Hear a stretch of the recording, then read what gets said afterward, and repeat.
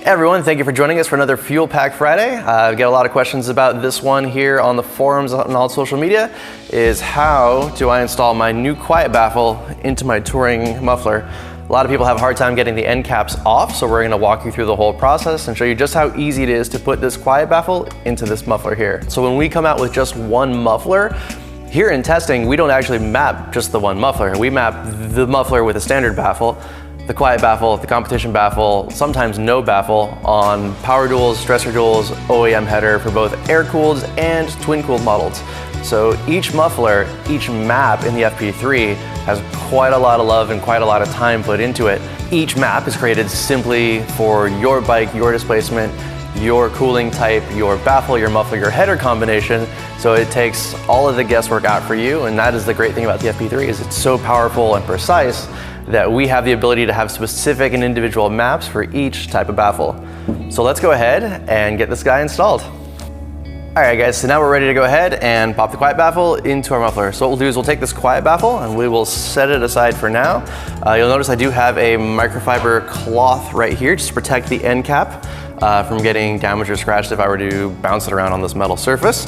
And the end cap is held in place to the muffler body by these two 5/32 Allen screws. So what we'll do is we'll go ahead and pull these off. I will work backwards so you guys can see what it is that I am doing here. So generally, most people don't have any problem with this part. Everyone's got an Allen head or an Allen wrench kit. You know, standard key set you get at any auto parts store, any hardware store, and pulling these parts isn't difficult. The thing that a lot of people run into issues with is how to get the end cap off of this muffler body. So I'm going to show you right now how to do that in a scary but very effective way to do it. So as you can tell, this muffler can is very weighty. It has a lot of mass to it. And we have this hang bracket that generally would go onto the bottom side of your saddlebag support bracket. So the easiest way, microfiber cloth, corner of some sort of hard or steel surface, this lift will work, and you're going to hit the corner right onto that bracket. And so what that'll do is this will have the weight of the entire muffler.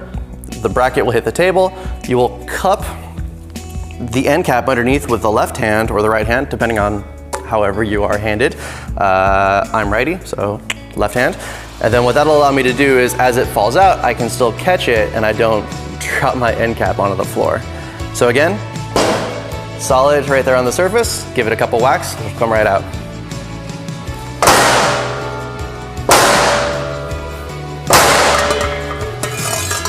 So just like that, kind of scary, lots of noise, but as you can see, good looking end cap, everything's fine, bracket's still good, no problems. So what I'll do is I'll set this guy here off to the side for now, so we can talk about pulling the baffle off of this end cap. And just crack these three guys loose.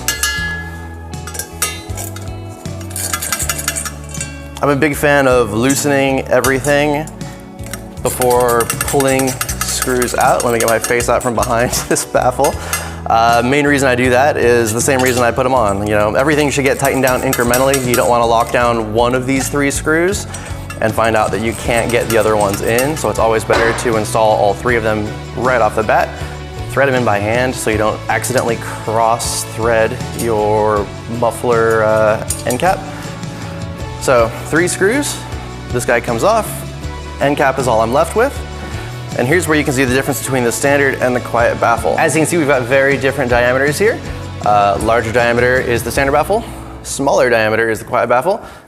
So we'll set the standard baffle there off to the side, take our end cap, and then the 3 screws that held the other one in place, so you can just put it right back on and put a little blue on these guys. You don't necessarily need to. It's super rare that these ever come loose, but you know, blue goes a long way, barely put a drop on. So again, all 3 have been threaded in my hand. At this point, I'm barely snugging all 3, just getting them to a point where they're giving me the slightest bit of tension. And then I work my way to the next screw. Now everything's tight there, so I can give it a couple cranks on this guy, go back, lock this one down. So you can see I still got a few turns out of it, barely tightened it. Last one. Cool. So that's all done. Quiet baffle is on the end cap.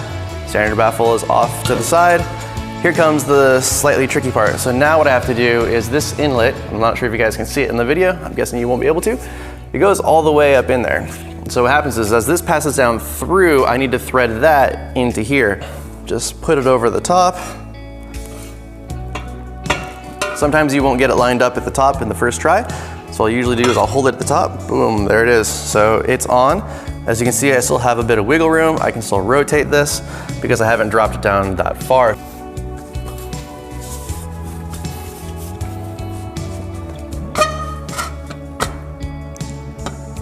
All right, so that's about what I want.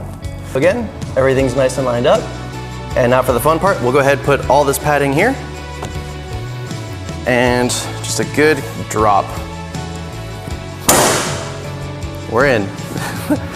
So now everything's ready to go. I just need to put my bolts back in. Tiny little dab here. And just like the other hardware, I will thread this in by hand prior to taking a wrench to it. Same 5-30 seconds. Go ahead and get this guy tightened up. Again, no real tension on that first screw, not until they're both mostly threaded. All right, so now that that guy is ready, go ahead and get him tightened up. Go to the next one.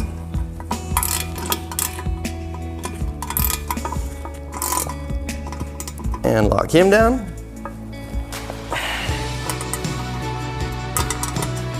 And that's it. That is how you install a quiet baffle into a Daytona 400 slip-on. So at this point, what we'll do is we'll hang this on the bike and we will go show you the FP3 side of things and how we flash this specific quiet baffle for this bike. All right, so we'll open up our FP3 app. We will go ahead and get connected to the bike.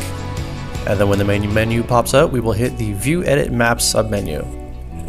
As you can see in slot 1, I've already got the standard baffle map. So we'll do a long press on slot 2. Press the plus button at the top here, select Vance and Hines, and then when it pops up we will scroll down and select Daytona 400 slip-ons with Power Duals, which is the system I have installed on this 2014 Limited, and at the bottom you'll see the quiet baffle. Select quiet baffle, it'll give us a summation of the map we're about to put into the bike, which matches with our current configuration. Hit flash, continue, and that will download our quiet baffle map from the server and put it straight into this bike. Thank you guys again for joining us for another Fuelpak Friday, talking about the quiet baffle installation on a set of touring mufflers, as well as how to download and install the appropriate map. If you have any questions or comments, or would like to see any other video tutorials specifically, please feel free to let us know at fppro@vanceandhines.com, all spelled out, or go ahead and hit us up in the comment section below. And again, thank you for joining us for another Fuelpak Friday.